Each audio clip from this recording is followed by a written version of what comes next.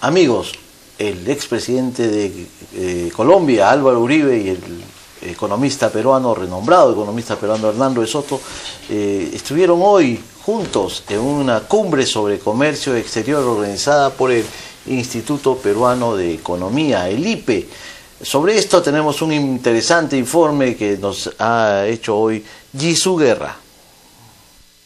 Buenas noches. Álvaro Uribe dijo que los tratados de libre comercio no son la panacea, pero son necesarios y requieren complementación o medidas internas. El expresidente de Colombia estuvo en igual línea que Hernando de Soto, en el mismo escenario horas antes. Contó cómo su país tuvo que pasar de los acuerdos comerciales unilaterales en gobiernos anteriores al suyo, que destruyeron sectores de la economía colombiana, a los acuerdos de ida y vuelta, ante la presión de consumidores y empresarios y una informalidad creciente. Uribe relató cómo su apuesta a favor de los TLC le costó la condena de neoliberalista por parte de lo que él llamó la derecha colombiana, pero que él superó con medidas complementarias en su gobierno para demostrar que los acuerdos de libre comercio impactan bien en empresarios y el propio gobierno. Mientras que los empresarios se ven obligados a respetar una serie de prerrogativas de orden internacional en favor de sus trabajadores y las normas ambientales, los gobiernos también deben respetar las instituciones independientes, como los bancos centrales, y comprometerse con reformas complementarias en favor de la competitividad a la hora de responder a la demanda extranjera. Citó los esfuerzos de su régimen en mejorar la infraestructura para aumentar la productividad colombiana. Otra ventaja, según Uribe, es la imagen de confianza al mundo que da un país que se integra a un tratado de libre comercio. Significa que en ellos se puede confiar para invertir. El expresidente de Colombia también dijo que los TLC dan seguridad política frente a la inversión. En un país con este tipo de acuerdos comerciales, ningún empresario podría pensar que sería expropiado por el Estado, relató. Pero incidió en que los políticos están obligados a convencer al pueblo de que la inversión extranjera se necesita para superar la pobreza y dar equidad. ¿Y cómo? Avanzando en las obras sociales. Si no, habrá rechazo a la inversión. Por eso recomendó sumo equilibrio a los gobernantes. Citó que en su régimen, con más capital por los TLC, reformó más de 400 entidades del Estado. Creó zonas francas especiales para los sectores estrellas de su producción. Mejoró las reglas de transferencia de dinero a sus regiones e instauró un Estado austero. Y sobre todo, dijo Álvaro Uribe, puso en primer lugar la importancia a la educación.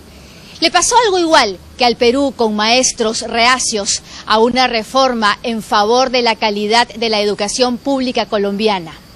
Pero Uribe se impuso. Adelante ustedes. Bueno, interesante este evento en que el presidente Álvaro Uribe y Hernando de Soto hablan de las bondades del libre comercio, ¿no? Sobre todo porque el Perú, Víctor, digamos, ha multiplicado de alrededor de 3.000 millones de dólares de inversiones de exportaciones en 1990 a cerca de 50.000 millones de dólares gracias a la apertura comercial, ¿no es verdad? Y bueno, y a la base de esto una reflexión de fondo, ¿no? En realidad, si tú te pones a pensar, Víctor, ¿cuál es el papel del libre comercio en la civilización? El libre comercio es el lenguaje que siempre han usado los pueblos para evitar las guerras, para construir mecanismos de paz, mecanismos de cooperación, ¿no? Por el contrario, todo lo que es Estado, todo lo que es nacionalismo, todo lo que es proteccionismo, siempre nos han llevado a la guerra, a las confrontaciones y a la pobreza. Así es, ¿no? Andrés. Y mira, y esto me trae una reflexión sobre aquellos sectores conservadores que se oponen al libre comercio, que solían decirnos cuando recién se iniciaba la apertura comercial del Perú, decían, ahora van a venir los grandes países ricos y con sus productos van a arrasar nuestros mercados y van a liquidar nuestra industria. Cual ave de mal agüero nos anunciaron esa realidad que se suponía iba a venir, pero sin embargo, al cabo de 20 y tantos años, lo que hemos conseguido es todo lo contrario. Lo que estamos haciendo gracias a esta apertura es transferir los recursos de los países ricos, gran cantidad de recursos, hacia nuestro país. Me parece que tú has leído un artículo de un portal de Lampadia, ¿no? Has leído el artículo, el club, no al club de los pobres. No al club de los pobres, así es, Víctor Andrés. Así se los recomiendo, amigos, entren en lampadia.com, información económica de primera calidad. Sí, Víctor Andrés, pero eso es cierto. Bueno, son, como tú bien acabas de mencionar, de 3.000 y pico millones de dólares eran lo que nosotros vendíamos a otros países. Ahora estamos vendiendo cerca de 50.000 y eso lo que ha generado ha sido muchísimo empleo, ingresos que van directamente en muchos casos a campesinos que exportan papa. Así es. ¿No? El camino que está desarrollando Perú, digamos, Chile lo desarrolló pioneramente, ¿no? Es decir, apostó por los tratados bilaterales, ¿no?, de libre comercio con los grandes países, pues donde están los consumidores ricos, donde está la prosperidad, y buscaron diversificar y vender sus productos. El Perú empezó ese camino con la apertura comercial de los años 90, y el día de hoy se puede decir que más del 80 o quizá el 90% de sus ventas al exterior están protegidos por estos tratados bilaterales, ¿no?